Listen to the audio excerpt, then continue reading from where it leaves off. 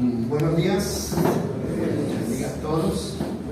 Gracias por estar aquí esta mañana y esperamos poder ser bendecidos con la palabra de nuestro Dios. Vamos a ir a Mateo capítulo 13, versículos 5 y 6 y 3 y 20 y 21. Estos son los dos pasajes que vamos a analizar. Mateo capítulo 3, 13, 5 y 6 y 20 y 21. Bueno, ya ustedes al mirar el pasaje saben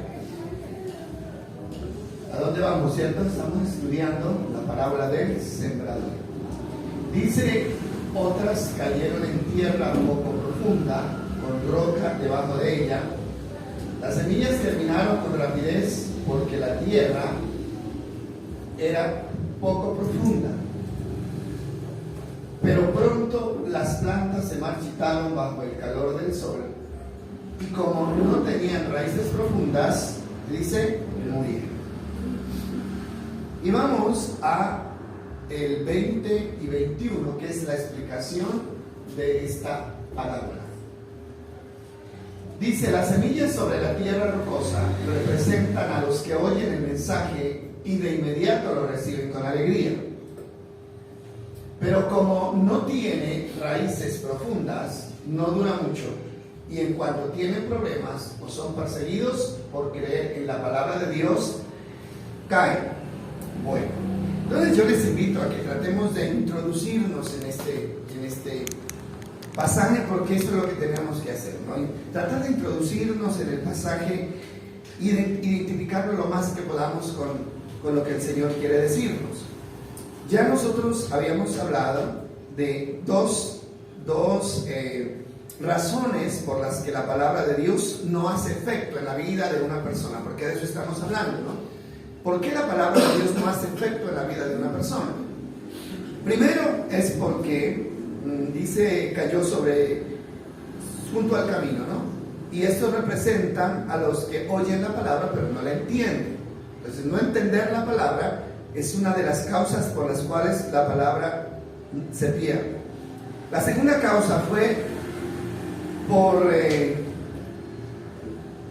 las preocupaciones, por los afanes de lo material y por los placeres. Esto también viene a ahogar la palabra de Dios. Ahora, vamos a mirar la tercera causa, y es aquí, el problema es la raíz, ¿no? El problema aquí es la raíz. Y vamos a mirar la importancia de la raíz. De nuevo, necesitamos nosotros darle gracias a Dios porque esta enseñanza es familiar para nosotros que conocemos el campo, que conocemos el proceso de crecimiento de las plantas. La importancia de la raíz. La raíz es un elemento vital para la vida y la permanencia del fruto de la planta. Vital, oiga bien esto, la raíz es vital para la vida, la permanencia y el fruto de la planta. Póngale cuidado un poquito a eso, ¿sí? ¿Qué pasaría si una planta no echa raíz? ¿Qué pasa cuando una planta no echa raíz? Nada, no pasa nada. Y cuando la raíz es muy superficial, aparentemente la planta crece, sale, pero está en riesgo de ser arrancada con facilidad, ¿sí? Entonces, por las raíces el árbol se alimenta y por las raíces se sostiene el árbol. Son dos funciones, ¿no? La raíz alimenta el árbol y la raíz sostiene el árbol. Por eso es muy importante la raíz. Ahora, cuando el árbol no tiene raíz profunda, es fácil derribarlo. Y el verano, como dice ahí la escritura, rápidamente lo puede secar. Vamos a mirar el Salmo número 1, que habla un poco acerca de esta realidad. El libro de los Salmos es un libro muy importante, ¿no? Con muchas enseñanzas, y comienza haciendo esta advertencia. Dice el salmista: qué alegría para los que no siguen el consejo de los malos, ni andan con pecadores, ni se juntan con burlones.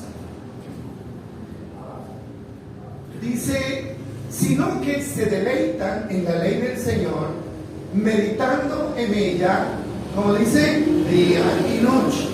Ya habíamos hablado de esto, de la importancia de meditar, estudiando lo que dice Josué 1:8, que dice, nunca se aparte de tu boca este libro de la ley, sino que de día y de noche meditarás en él, para que hagas conforme a todo lo que en él está escrito. Entonces harás prosperar tu camino y todo te saldrá bien. Dice el versículo 3, los que se deleitan, ¿no?, en la palabra, lo que estamos diciendo acá, y los que meditan día y noche en ella, son como árboles plantados a la orilla de un río, que siempre dan fruto en su tiempo, sus hojas nunca se marchitan y prosperan en todo lo que hacen. ¿Qué es lo que hace que nuestra vida se parezca a un árbol plantado junto a un río? Lo que hace que seamos similares a este río que da fruto y que está sano es cuando nos deleitamos en la palabra. Deleítate en la palabra y medita en ella. ¿Qué significa la palabra deleitarse para ustedes? ¿Qué es deleitarse? Bueno, deleitarse es como gozarse, ¿no? Es disfrutar de la palabra, disfrutar. Es encontrar placer en la lectura, en el conocimiento de la palabra. Eso es deleitarse. Entonces, dice el versículo 4, que es lo opuesto, lo que sucede opuestamente, dice, no sucede lo mismo con los malos. Son como paja inútil que esparce el viento. Serán condenados cuando llegue el juicio, los pecadores no tendrán lugar entre los justos. Ahora, es clara la palabra, ¿no? Los que se deleitan en la palabra, los que meditan en ella día y noche, son como árboles productivos. Pero los que no lo hacen, a los que se les llaman pecadores, dice, son condenados, son como tamo que arrebata el viento. No sirven para nada, no tienen firmeza, no tienen raíz, no hay nada, dice, y cuando llegue el juicio, no tendrán lugar entre los justos. Bueno, miren ustedes los beneficios de la palabra, ¿sí? El beneficio de deleitarse, de amar la palabra y de meditar día y noche en ella. Bueno, entonces, el terreno, ya volviendo a la parábola del sembrador, el terreno es la vida, es el corazón del creyente. La palabra sale, es lanzada y es recibida. En este caso que estamos viendo, dice que estos son los que reciben la palabra con gozo, ¿no? No hay rechazo a la palabra, la reciben. Esas personas que dicen, qué bonita esta palabra, ¿no? Pero qué palabra tan buena. Y se gozan en la palabra, y a veces hasta la palabra los quebranta, ¿no es cierto? Hay gente que hasta llora escuchando la palabra, ¿sí? La reciben con gozo, es recibida con alegría. Hay aceptación, no hay rechazo de la palabra. Pero se queda en la superficie. Ese es el problema. Se queda en la superficie. ¿Y cuál es la superficie? ¿La mente o las emociones? Esa es la superficie. Porque en el fondo, que es a donde debe ir la palabra, hay dureza. Y la palabra se encuentra con una roca, ¿sí? Mire usted ahí, es fácil de entender porque la parábola es clara, ¿no es cierto? Cuando una persona va a sembrar una planta, ¿no? Aparentemente hay tierra, encima hay tierra, pero al meter la pala o el palín, encuentra una roca. ¿Se siembra la planta ahí? No. No se puede sembrar una planta ahí. ¿Por qué? Porque sabemos que aparentemente la planta va a quedar puesta ahí, ¿sí? La tierra va a recibir esa planta, pero al no poder echar raíz profunda, la duración de esa planta va a ser corta y no vamos a tener producto. Eso lo sabemos. Entonces, ¿qué hace el buen agricultor? Busca un espacio, un lugar donde haya tierra para que la raíz pueda profundizar. Eso hace un buen trabajador. Entonces, eso es lo que nos está tratando de hacer entender el Señor. Cuando la palabra se encuentra con roca, con un corazón duro, entonces, hermano, hasta ahí llega. Así la reciba, así diga yo creo en la palabra, así diga yo leo la palabra todos los días, así memorice la palabra. Pero si no la deja llegar hasta lo profundo de su corazón, entonces la palabra no podrá hacer efecto. Dureza. Esa dureza no permite que la palabra llegue a donde tiene que llegar. Y vamos a mirar lo que dice Hebreos 4:12. Hebreos 4:12. ¿Hasta dónde? O sea, ¿para qué está diseñada la palabra?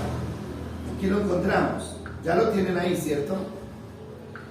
¿Y qué dice Hebreos 4:12? Dice, pues la palabra de Dios es viva y poderosa.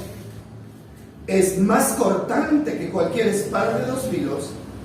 Penetra hasta el alma y el espíritu, entre las articulaciones y la médula del hueso, y deja al descubierto nuestros pensamientos y deseos más íntimos.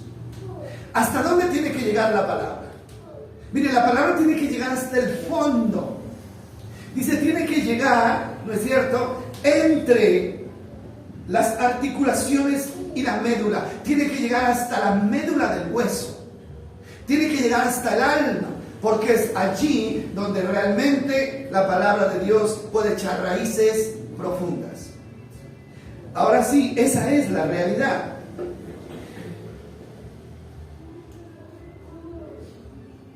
La dureza es no dejarse moldear por la palabra. Cuando no nos dejamos moldear por la palabra es porque hay dureza, ¿sí? Hay dureza en nuestro corazón. Algo duro jamás se puede moldear. Para que algo se pueda moldear, tiene primero que ablandarse, ¿cierto? No sé si ustedes han visto trabajar a los artesanos con la arcilla. Sí los han visto, ¿verdad? Hacen cosas tan bonitas, ¿no es cierto?, que uno se queda sorprendido.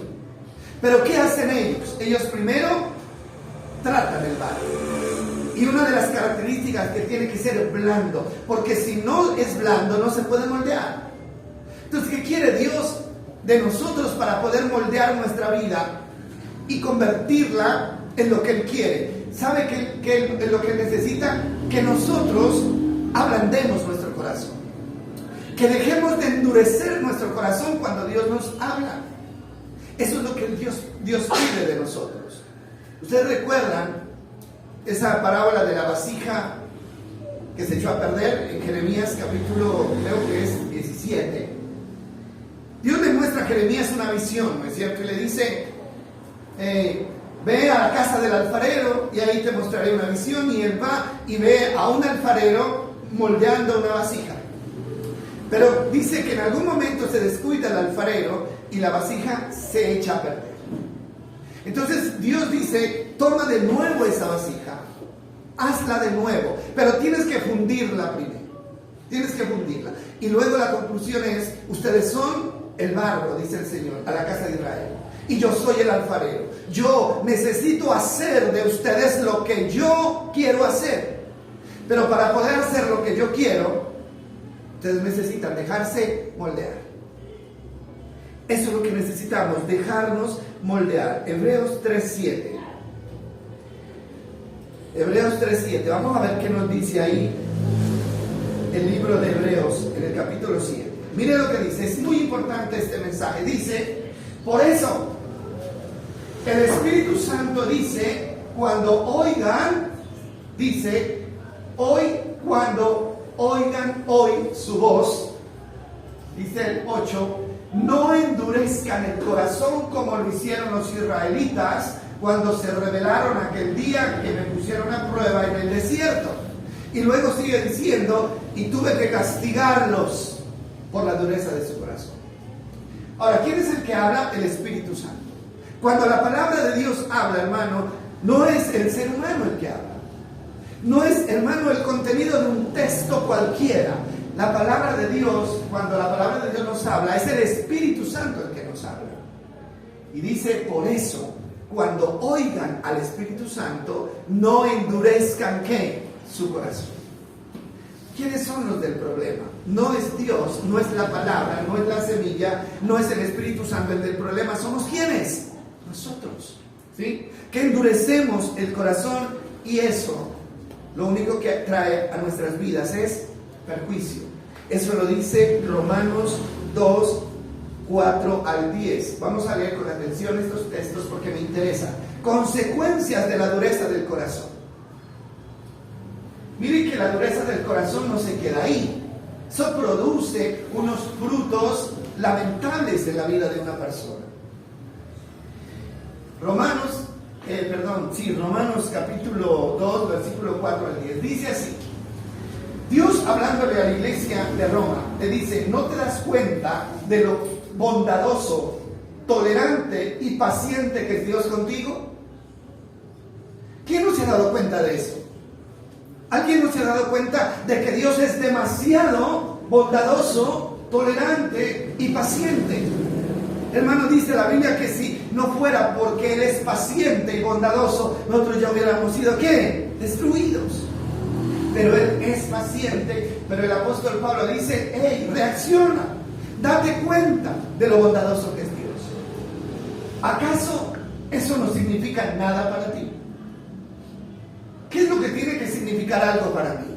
El hecho de saber que Dios sigue siendo bondadoso, tolerante y paciente. Tiene que significar algo para mi vida.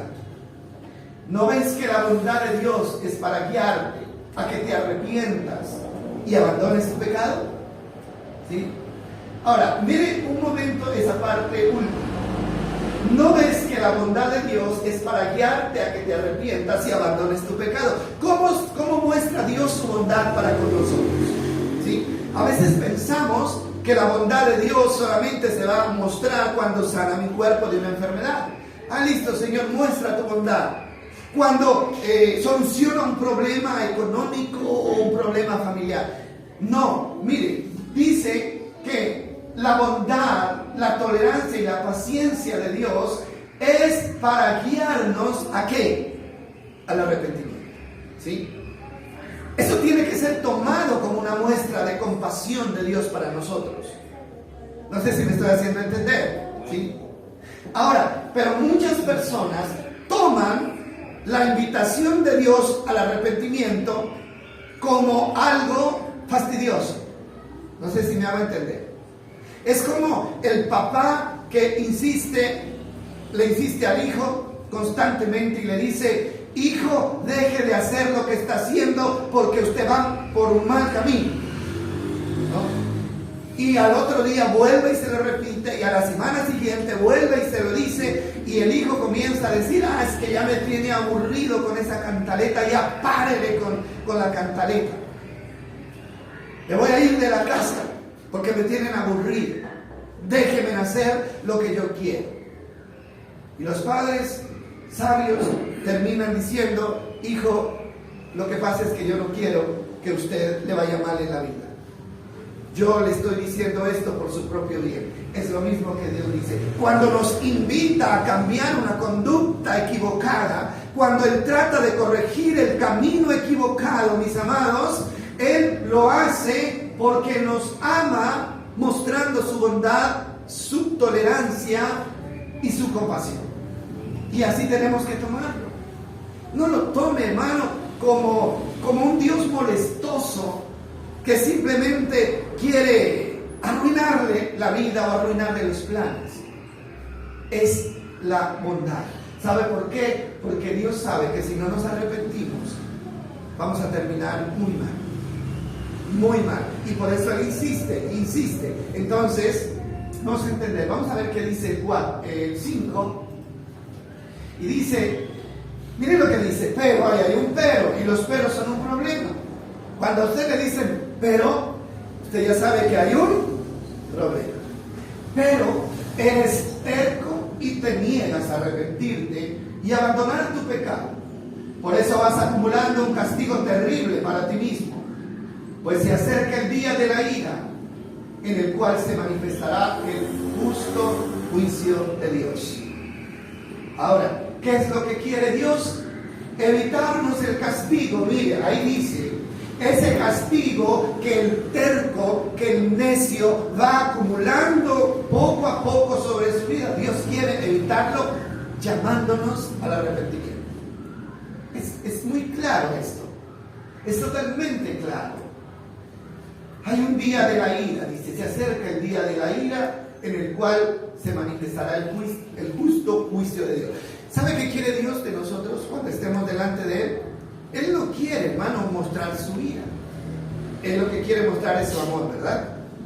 Como Padre bueno, Dios nunca se va a complacer en decir, vayan malditos al fuego eterno. Yo creo que esa es la decisión más fuerte y más dura que Dios tiene que tomar. Lo que Dios quisiera decirnos es, vengan benditos a heredar el reino. Pero primero nos hace la invitación ¿a qué? Al arrepentimiento. Sigue diciendo el 6, mire, es importante, Él juzgará a cada uno según lo que haya hecho, ¿sí? Según lo que haya hecho. Hay dos formas de hacer las cosas, dos formas.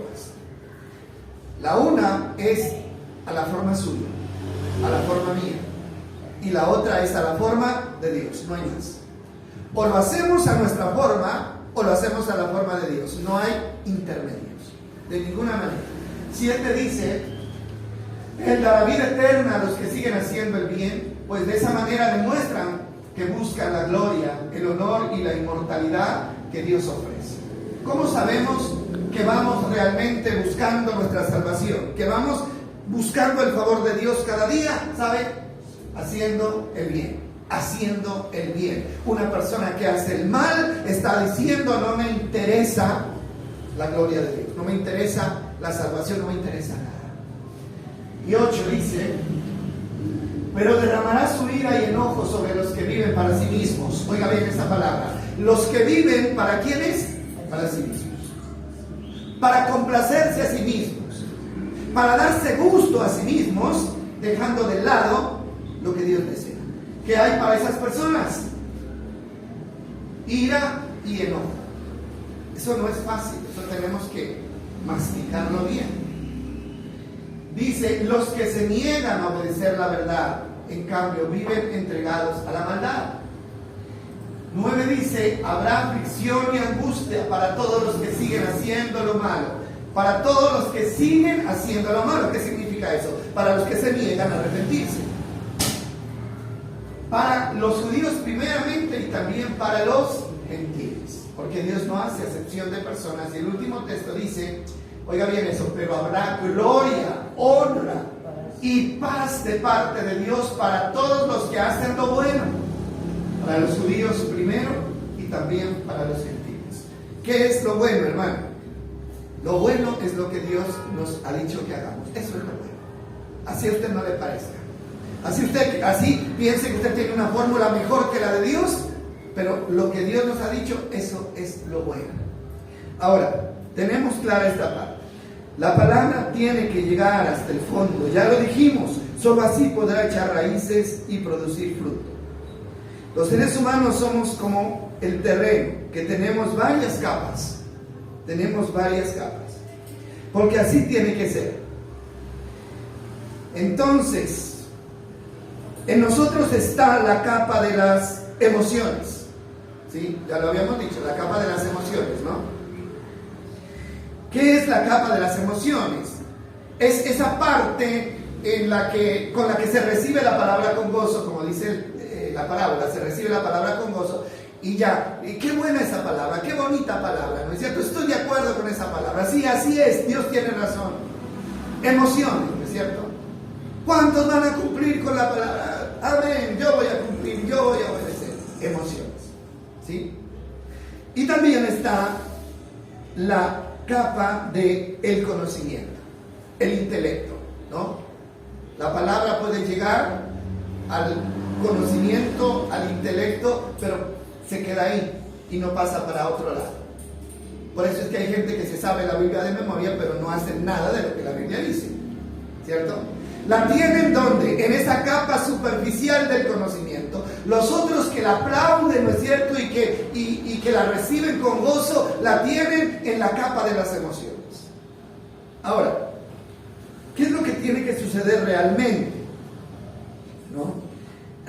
La palabra no puede quedarse ni solo en las emociones, ni solo en el conocimiento. Pero la palabra sí tiene que pasar por el conocimiento, tiene que pasar por la mente, por el conocimiento, tiene que tocar las emociones también, porque somos seres emocionales, pero no puede quedarse ahí, tiene que pasar y tiene que llegar ¿a dónde? Al corazón. ¿Sí me estoy haciendo entender? Tiene que llegar al corazón. Y yo pienso que ahí está el problema, que no dejamos que la palabra llegue ¿a dónde? Al corazón. Que se queda en el conocimiento y se queda en las emociones, y con eso estamos felices de la vida. Pero no hay cambio, no hay transformación, no hay vida nueva. Entonces eso es lo que está pasando ahí. Bueno, entonces vamos a consultar un caso interesante en el Antiguo Testamento. Vaya conmigo a recordarlo, porque yo sé que ustedes lo conocen. Y ahí nos vamos a dar cuenta que la dureza de corazón va de la mano con la necedad, la terquedad y la obstinación. En la práctica, dureza de corazón es insistir en algo sabiendo que está mal. Insistir en algo, yo quiero hacer algo sabiendo que me lo prohibieron. Eso es terquedad. Y vamos a mirar el caso de Samuel. De Saúl en Primera de Samuel. Primera de Samuel, capítulo 15. Encontramos un caso interesante. Es muy importante analizar bien este caso. Pónganle cuidado a esto. Les voy a hacer un pequeño resumen de la historia, porque el capítulo es largo para leerlo. Bueno, Saúl, ¿quién era Saúl? Saúl fue un rey, ¿es cierto? Pero Saúl, si ustedes recuerdan, fue un rey puesto por Dios, pero no porque él quisiera poner. No, Dios no puso a Saúl como rey por decisión propia. ¿Recuerdan ustedes qué fue lo que pasó, no? Resulta que en algún momento los israelitas se cansaron de ser guiados por los jueces y los profetas. Y fueron un día ante Samuel y le dijeron: Samuel, nosotros queremos tener un rey como lo tienen las otras naciones paganas. Queremos tener un rey. A Saúl no le gustó, a Samuel no le gustó, a Dios tampoco le gustó. ¿Y sabe qué le dice Dios? Le dice: no estoy de acuerdo con eso. ¿Por qué? Porque de alguna manera ellos están desechándote a ti como profeta. Pero no importa, denles gusto. Póngales un rey. ¿Sí? Póngales un rey. Y eso nos deja claro que Dios no nos obliga a nada. Al fin y al cabo, si usted insiste en sus caprichos, Dios lo va a dejar cumplir sus caprichos. Dios lo va a dejar. Nosotros estamos estudiando los viernes. El tema de estudio es el gobierno de Dios. Este es el tema, ¿no? Yo hice un diplomado sobre este tema y lo estoy compartiendo con el grupito que viene los viernes. Y ahí estamos mirando que el gobierno de Dios no es un gobierno de dictadura. No es un gobierno de dictadura. ¿Por qué? Porque Dios a nosotros, a pesar de que nos quiere gobernar, nos deja libre albedrío. ¿Sí? Sí lo recuerdan, ¿cierto? Ustedes, ¿no? Nos deja libre albedrío. Entonces, ¿cómo Dios quiere gobernarnos y darnos libertad al mismo tiempo? ¿Se puede o no se puede? Claro que se puede. O sea, yo los quiero gobernar, pero quiero gobernar a los que realmente quieren ser gobernados, a los que aceptan mi gobierno voluntariamente. Pero los que no quieran mi gobierno, hagan lo que les dé la gana. Eso es lo que dice Dios. Hagan lo que ustedes quieran. Yo no me voy a oponer. ¿Sí? Y mirábamos el caso de Caín y Abel, ¿no? ¿Recuerdan ustedes ese caso? Bueno, miremoslo un poquito, no lo tenemos ahí, pero lo voy a leer en Génesis capítulo 4, versículo 7 creo que es. Génesis capítulo 4, versículo 7, lo voy leyendo, dice: Dios le dijo a Caín, después de que Caín se enojó por no haber sido recibido no le han recibido la ofrenda como él quería. Entonces Dios lo reprende y le dice: serás aceptado si haces lo correcto, pero si te niegas a hacer lo correcto, entonces ten cuidado. El pecado está a la puerta al acecho y ansioso por controlarte, pero tú debes dominarlo y ser su amo. Ahí está, ¿no? Recordemos para poner en contexto. Caín y Abel llevaron una ofrenda delante de Dios, ¿lo recuerdan?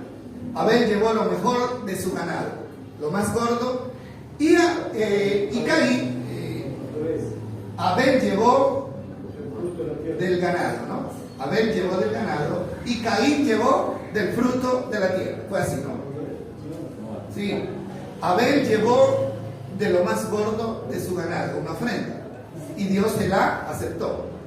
Y Caín llevó del fruto de la tierra porque era agricultor, pero Dios no se la recibió. ¿Qué hace? Caín se enoja, inmediatamente le cambia el semblante y se pone bravo. Entonces Dios le dice en el 7, le dice: serás aceptado si haces lo correcto, pero si te niegas a hacer lo correcto, entonces ten cuidado. El pecado, esta es la parte que quiero que analicemos, por favor. El pecado está a la puerta, al acecho y ansioso por controlarte, pero ¿qué dice? Tú debes, ¿qué dice? Dominarlo y ser, ¿qué? Su amo. ¿Qué está diciendo acá? Ustedes, todos nosotros, somos amos y dueños y podemos dominar el pecado si queremos. Si queremos. Pero si no queremos, el pecado nos puede dominar. ¿A quiénes? A nosotros. Bueno, ustedes conocen la historia, ¿verdad? Dios le dijo: ten cuidado. Esta palabra me parece muy, muy importante. Ten cuidado. ¿Caín tuvo cuidado, sí o no? No tuvo cuidado. ¿Sabe por qué? Porque más adelante él mató a su hermano. Ese fue el primer crimen de la historia. Lo mató. ¿Qué significa eso? Que no pudo o no quiso dominar el pecado. Pudo haber evitado este crimen, pero no quiso. Entonces, ¿a quién responsabilizamos cuando cometemos un pecado? ¿A quién? A nadie. Ni a Dios ni al diablo. Los únicos culpables somos ¿quiénes? Nosotros, porque Dios nos dio la facultad de dominar al pecado. Pero si no lo queremos dominar, entonces el pecado nos domina a nosotros. ¿Sí está claro eso? Entonces, hermano, la dureza de corazón va de la mano con la necedad. Eso ya lo dijimos. Primera de Samuel. Saúl es elegido rey a pesar de que ni Samuel ni Dios están de acuerdo, pero el pueblo dijo: queremos rey, y tiene que ser Saúl, porque Saúl era grandote, era bien simpático. Entonces dijimos: queremos un rey bonito. Ahí está. Ahí tienen su rey bonito. Pero después no se vayan a quejar, ¿no? Listo, entonces Dios prueba a Saúl. Dios lo prueba, ya siendo rey, él lo acepta y Dios lo prueba. Entonces vamos a mirar lo que dice Primera de Samuel 15, 1 al 3. Dios le da una orden y con esta orden está probando a Saúl. Cierto día, Samuel le dijo a Saúl: fue el Señor quien me dijo que te ungiera como rey de su pueblo Israel. Ahora escucha este mensaje del Señor. Esto es lo que el Señor de los ejércitos celestiales ha declarado. He aquí decidió ajustar cuentas con la nación de Amalek. Por oponerse a Israel cuando salió de Egipto. Ve ahora y destruye por completo a toda la nación amalecita, hombres, mujeres, niños, recién nacidos, ganado, ovejas, cabras, camellos y burros. Era una orden clara, ¿sí o no? Ve y destruye, no dejes nada con vida. Esa era la orden de Dios. Ahora, pero mire usted qué fácil es que esa orden se tergiverse y que terminemos haciendo lo que a nosotros nos parece. Y eso fue lo que hizo Saúl. Versículo 8 y 9. Ahí está, a ver qué es lo que hace. Entonces dice que después de que Saúl fue a esa nación, dice que capturó a Agag, al rey amalecita, pero destruyó por completo a todos los demás.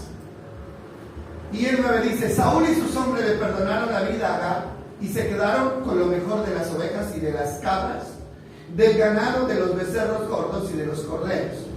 De hecho, miren, póngale cuidado a esto. Este es un detalle que no podemos dejar pasar.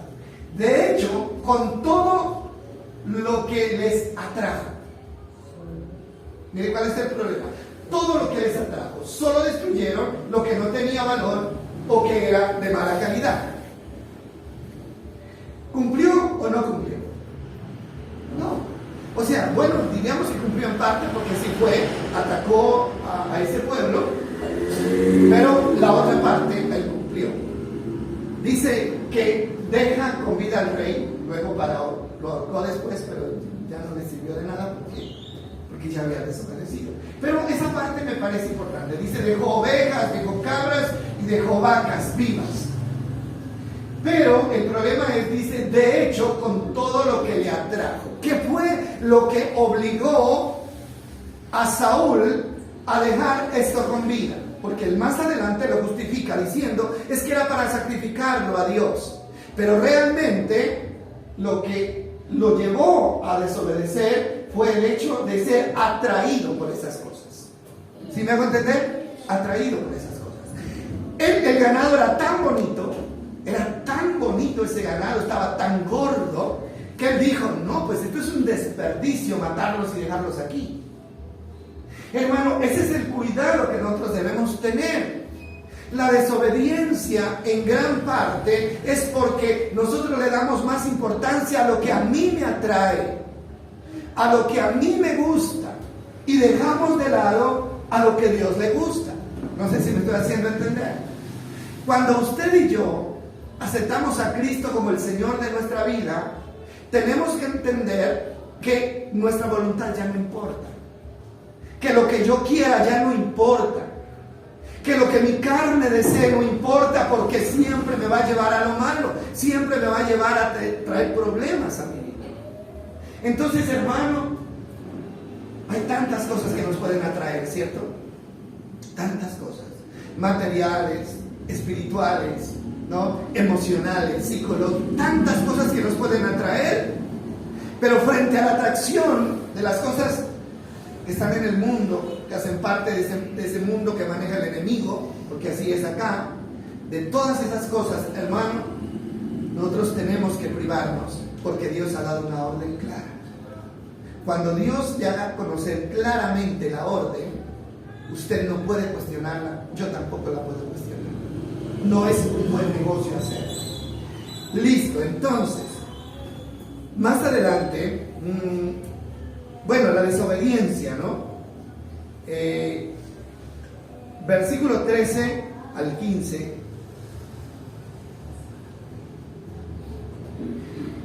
Bueno, resulta que Samuel se da cuenta de que Saúl desobedece y empieza a buscarlo, ¿no?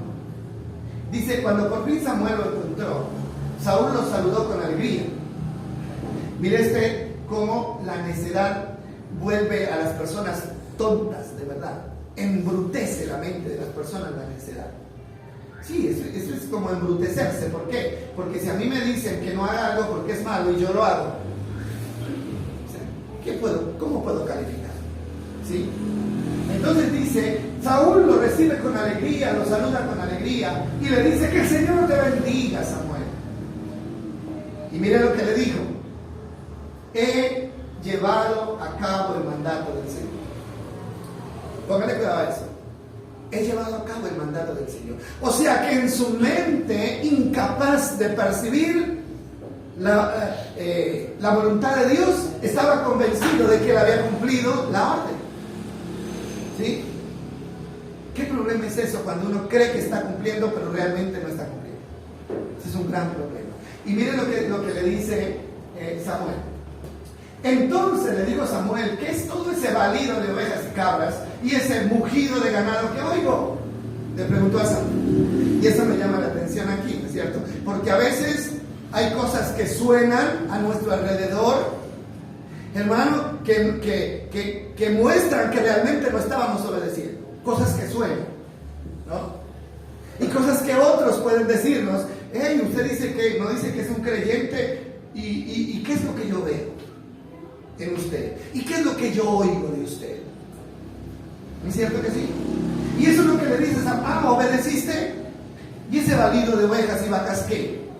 Eso está declarando o está confirmando que no obedeciste como realmente debías obedecer. Porque si hubieras obedecido no habría balido de cabras ni de ovejas, no había nada vivo ahí que balar. Hay que tener cuidado, hermano, de lo que la otra gente dice de uno. Porque a veces nosotros pensamos que estamos bien, pero otro puede hacernos caer en cuenta de que estamos mal, ¿sí o no? Ay, hermanito, pues usted cree que está bien, pero yo como que veo que no, porque mire lo que hace, o mire cómo vive. Y a veces decimos, no, esta es mi vida, a mí nadie tiene que meterse conmigo. Ahora, no hay problema, si algún comentario surge, analícelo. Si tienen razón, hermano, preocúpese. Si no tienen razón, no se preocupe, no ha pasado nada. Pero a veces Dios usa personas para hacernos caer en cuenta, hermano, de nuestros errores, de esos errores que nosotros a veces ni siquiera podemos percibir. Ahora sí, miremos un poco más adelante, y dice el versículo 15, dice, miren lo que dice Saúl, ¿no? Es cierto que los soldados dejaron con vida lo mejor de las ovejas. ¿Qué está diciendo ahí? Es como que reacciona, pero ya no se culpa a él, sino que ¿a quién culpa? A los soldados. No, sí, pero esos fueron los soldados. No, es que yo sí cometí ese error, pero no fue culpa mía. A mí me empujaron a cometer ese error. Yo me vi obligado a hacer lo que no era correcto. ¿Sí o no que hay gente que dice así? No, hermano. Al que le había hablado a Dios era a Saúl. Y era Saúl el responsable de esa misión. Él no tenía por qué echarle la culpa a nadie más.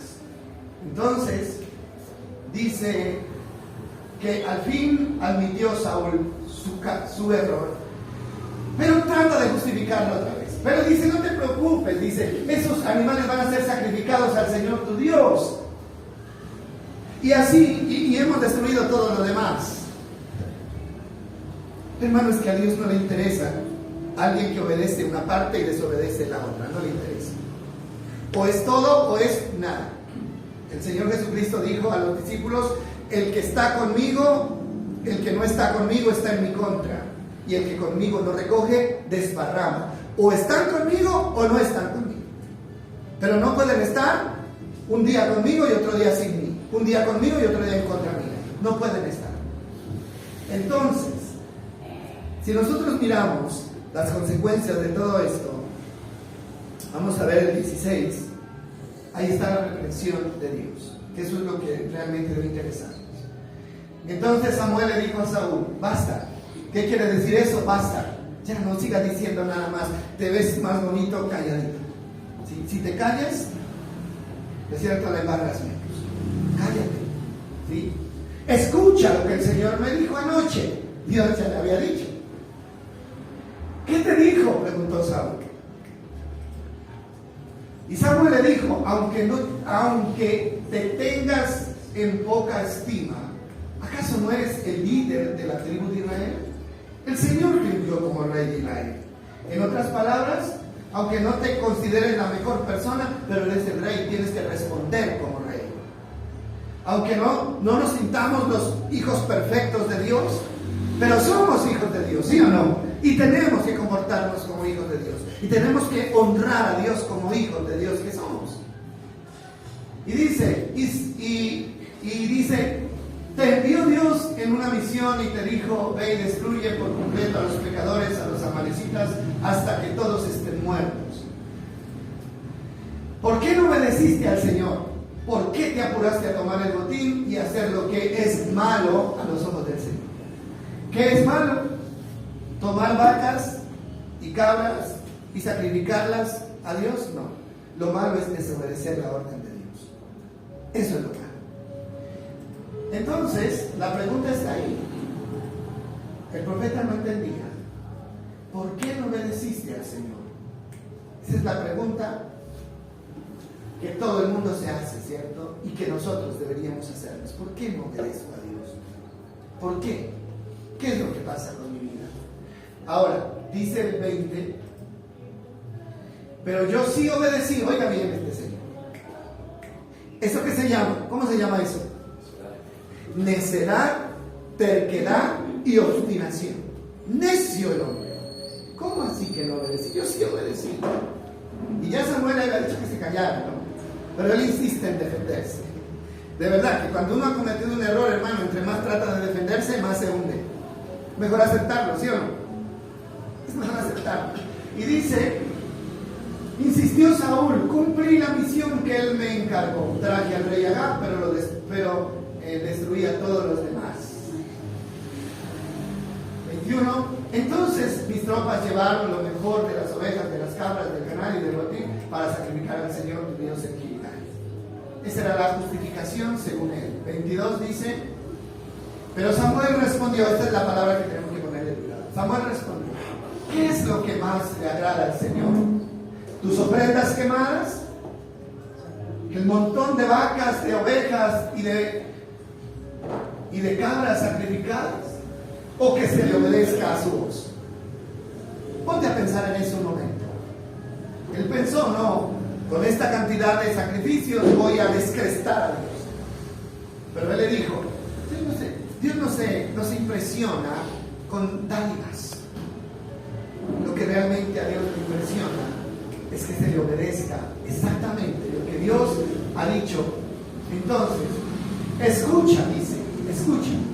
La obediencia es mejor que el sacrificio y la sumisión es mejor que ofrecer la grasa de carneros. Ahí aparece una palabra sumisión. ¿Qué es sumisión? Agachar la cabeza y decirle, aquí estoy para lo que usted mande, soy su esclavo. Eso es sumisión. Y para terminar, ahí está esta parte del versículo 23, el profeta le hace una advertencia muy fuerte y le dice, la rebelión es tan pecaminosa como la hechicería, todavía, y la terquedad tan mala como rendir culto a los ídolos. Así que por cuanto has rechazado el mandato del Señor, Él te ha rechazado como rey. ¿Qué perdió Saúl? Todo. Ustedes conocen cómo terminó Saúl, ¿verdad? Avergonzado, desechado, y en últimas terminó quitándose su propia vida. Él se suicidó. Hermano, según esta historia, nosotros tenemos que entender que no es bueno irnos en contra de lo que Dios nos ha mandado. No es bueno. Y quiero hacer énfasis en esto. A veces nosotros consideramos la terquedad como algo normal. Hermano, la necedad como algo normal. No es normal. Porque delante de Dios la terquedad o la necedad es similar a la hechicería. Oiga bien esto, hechicería. ¿Cuántos cristianos estarían dispuestos a participar en hechicería? Ninguno, ¿verdad? No, que Dios nos libre. Poder en la sangre de Jesús, vivamos de la hechicería. ¿Sí? Pero ¿cuántos de nosotros seguimos siendo tercos y necios? Y eso equivale a lo mismo delante de Dios. Y el otro ejemplo dice, la terquedad es tan mala como rendir culto. ¿A quiénes? A los ídolos. ¿Saben por qué la terquedad se compara con la idolatría? Y a veces es lo mismo. Gracias a Dios yo ya no soy idólatra. No, usted va a mi casa y ahí no hay ídolos por ninguna parte. Está limpia mi casa. No soy idólatra. Pero ¿sabe qué dice? Que la terquedad es similar ¿a qué? A la idolatría. Ahora, ¿sabe por qué la terquedad es similar a la idolatría? Porque la terquedad siempre busca que me den a mí la razón. Y yo soy el ídolo. Mi concepto, mi opinión es el ídolo. Hay gente, hermano, que jamás acepta equivocación, nunca la acepta. Así sepan que se equivocaron, siempre tratan de arreglar las cosas justificando sus actos. Eso es terquedad. Y una persona terca no tiene nunca la posibilidad de recuperarse. Nunca prosperará. Entonces, ¿qué es lo que nosotros tenemos como opción? Es aceptar la voluntad de Dios. Hermano, no podemos nosotros creer que sabemos más que Dios. Entonces, lo que Él espera de nosotros, ya lo dijo, y lo que Él quiere y espera es que le tengamos en cuenta y nos pongamos a hacer lo que tenemos que hacer. Miren, nosotros ya estamos metidos en este problema. De verdad que estamos ya metidos aquí. Así como el rey, Saúl cuando fue elegido rey, en ese momento, hermano, tuvo que darse cuenta que no solamente era mandar, gobernar, tener riqueza, poder, sino que también era tener la responsabilidad de enfrentarse a Dios, que lo había puesto como rey. Para dos cosas, o para bien o para mal. Dios lo eligió como su hijo. Dios me eligió a mí como su hijo, hermano. Y lo que Él espera de mí es que sea un hijo obediente. Esto es lo que Dios espera. Pero si hay rebeldía en mi vida, Dios tratará de enderezarme a como debe. Ahora, quiero que miremos 2 Timoteo 3:16. Bueno, tenemos unos minutos. 2 Timoteo 3:16, y aquí realmente tenemos que hacer una conclusión lógica.